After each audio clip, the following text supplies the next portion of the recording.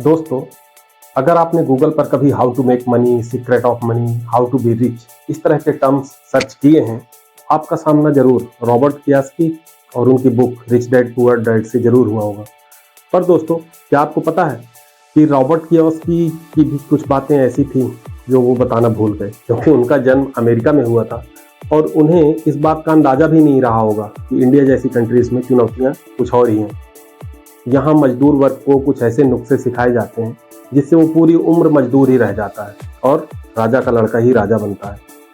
उन सारी बातों को हमने अपने डिटेल्ड वीडियो में समझने का प्रयास किया है। चलिए चलते हैं मुद्दे पर।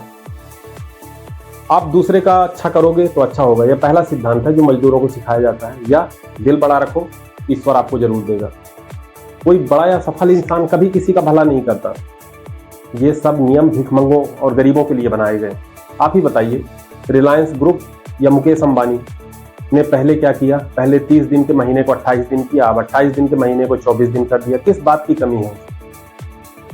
ये कहानी एक की नहीं, सबकी है। और ये लोग जो चैरिटी भी करते हैं वो भी कैलकुलेटेड और टैक्स सेविंग, टैक्स बचाने के हिसाब से होता है। दूसरा सिद्धांत है पैसा तो हाथ की मैल है, बचाने में क्या, सब कुछ यहीं छूट जाना है। तो गरीब को सिखाया जाता है कि पैसा हाथ की मैल है। यही कारण है कि अगर आप किसी मजदूर या गरीब के खेत में जाते हैं, आप 2 ककड़ी खा लेते हैं, एक तरबूज ले लेते हैं, तो वह आपसे पैसे के लिए बहस नहीं करेगा। आपने 12 रुपए की सब्जी खरीदी है, 10 रुपए देने पर भी वह मान जाएगा। पर दूसरी तरफ देखिए, अगर आपने पेट्रोल पंप में 1001 रुपए का पेट्रोल डलवाया है, 502 रुपए का रिचार्ज किया है या किसी बड़ी दुकान पे कोई सामान लिया है, तो वो 1 रुपए भी छोड़ने के लिए तैयार नहीं होंगे। किसी ने ठीक ही कहा है कि क्षण त्यागे कुतो विद्या, कण त्यागे कुतो धनम। वो 1-1 रुपए जोड़कर करोड़पति हो जाते हैं और हम 1-1 रुपया छोड़कर आप खुद ही समझ सकते हैं। तीसरा पॉइंट है सबका सहयोग करो, ईश्वर सब कुछ देखता है। रोड में किसी का एक्सीडेंट हो गया हो, कोई बच्चा पानी में डूब रहा हो, किसी बिल्डिंग में आग लग गई हो, बचाने वाला एक आम इंसान ही होता है। पेशेंट के मरने के बाद भी हॉस्पिटल वाले डेड बॉडी तभी देते हैं जब पेमेंट पूरी हो जाती है। और जीवन रक्षक दवाएं जिनके लिए हजारों रुपए वसूले जाते हैं, सिर्फ इसलिए उनके रेट इतने ज्यादा हैं क्योंकि वो किसी एक व्यक्ति के पास है।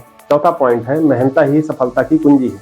यह गरीबों और भिखमंगों का स्लोगन होता है। भाई, मेहनत करने से जीवन यापन तो हो जाता है, पर न पेट भरता है और न जरूरतें पूरी होती हैं।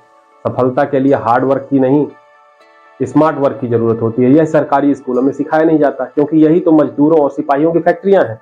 पिछले जन्म में कुछ बुरा किए होगे, इसलिए गरीब घर में पैदा हुए। अगला पॉइंट है, और अच्छे कर्म दान पुण्य करोगे, भगवान का नाम रटोगे, तो भी अगले जन्म को सही किया जा सकता है। पाखंडी इन जादुई समीकरणों में उलझाकर खुद चार्टर्ड प्लेन में घूम रहे हैं, इनके बच्चे विदेशों में पढ़ रहे हैं और आप नाम जप रहे हैं। भाई, आप पिछले जन्म और अगले जन्म के चक्कर में अपने इसी जन्म को जीना भूल जाते हैं और बताने वाले खुद इसी जन्म में चिल कर रहे हैं। अगला पॉइंट है कि साईं इतना दीजिए जामे कुटुंब समाए। यह आपको सिखाया जाता है कि फालतू संचय ना करो, खाली हाथ आए हो खाली हाथ जाए, फलान दिन का 1000 चीजें, क्योंकि आपके पैसों को इन पैसे वालों के हाथ में पहुंचाया जा सके। आप अमिताभ बच्चन को देखो, 81 साल में क्या कर रहा है। मैंने यूं ही गूगल में सर्च किया कि अमिताभ बच्चन ने राम मंदिर के लिए कितना दान किया है। रिजल्ट में आया उसने राम मंदिर के लिए, राम मंदिर के पास ही अयोध्या में 15 करोड़ की जमीन खरीद ली है। यही अंतर है भिखारी और अमीर में। अमीर इन्वेस्टमेंट करता है और गरीब दान करता है। अगला है देशभक्ति और शिक्षा व्यवस्था। माखनलाल चतुर्वेदी की पुस्तिका विलासा, सुभद्रा कुमारी चौहान की वीरों को कैसा हो बसंत, ये सभी कविताएं सरकारी स्कूलों में पढ़ाई जाती हैं। जहां से मजदूरों और सिपाहियों को निकलना है, जहां से हमारे आका निकलने वाले हैं, सरकारों ने वहां दूसरी शिक्षा की व्यवस्था कर रखी है। देशभक्ति का जुमला सिर्फ आम आदमी के लिए है। जिन क्रिकेटर्स को पूरे साल इंजरी रहती है, IPL आते ही फिट हो जाते हैं और उनका जुनून देखते बनता है। नेता और पैसे वाले अपने बच्चों को इन सरकारी स्कूलों में क्यों नहीं पढ़ाते? क्योंकि उनका बच्चा शासन करना सीखे, देशभक्ति नहीं। मौके का फायदा उठाना सही नहीं होता। अगला पॉइंट है, अगर पूरे शहर में बकरी का दूध सिर्फ आपके पास है और वो किसी बीमारी के इलाज में उपयोग होना है, उसका रेट 100 रुपए लीटर है, तो आप 100 रुपए में ही बेचोगे। जबकि दवाई कंपनियां, टेली कम्युनिकेशन कंपनीज और एसेंशियल कमोडिटीज मौके और हालात के हिसाब से मन मुताबिक मनमर्जी का 10 से 20 गुना कीमत वसूल करती हैं। यही अंतर है। अगला पॉइंट है नेकी कर दरिया में डाल। मतलब अच्छा करो और भूल जाओ। अपने कामों के लिए, अपनी सेवाओं के लिए शुल्क की बात मत करो। किसी को चोट लगी हो, आप अस्पताल पहुंचा दो। किसी की गाड़ी सड़क के किनारे गिर गई हो, आप उसे रोड पर ला दो। कोई अपना बड़ा सा सूटकेस स्टेशन की सीढ़ियों पर नहीं चढ़ा पा रहा हो, तो आप हेल्प कर दो। इसके विपरीत जो पैसे वाले हैं वो इन्हीं सेवाओं के बदले मोटा शुल्क वसूल करते हैं। और दिनों दिन अमीर होते जाते हैं। और हेल्प करने वाले वही हैं जिनके पास ना तो मोटर गाड़ी है और ना ही बड़ा सा सूटकेस है। 10वां होता है, जो होता है वह ईश्वर की मर्जी से होता है।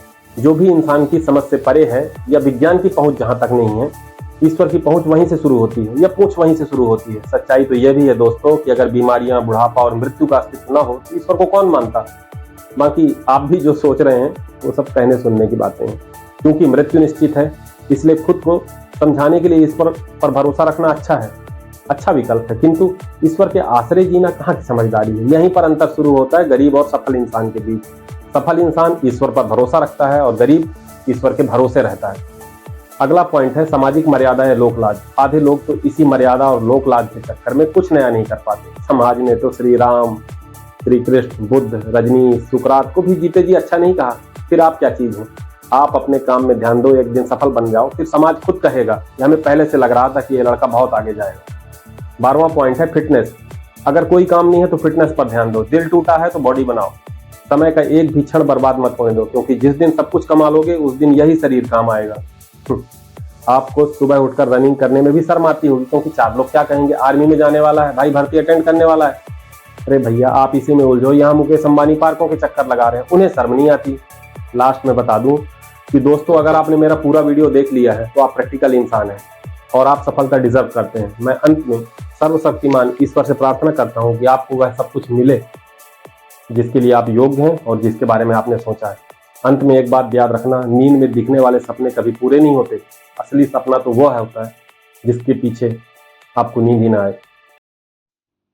अगर मेरा कंटेंट क्रिएशन और प्रेजेंटेशन आपको अच्छा लगा हो तो अपने दोस्तों के साथ शेयर करना ना भूलें और ऐसे ही एनालिटिकल अपडेट्स के लिए चैनल को सब्सक्राइब जरूर करें। जय हिंद।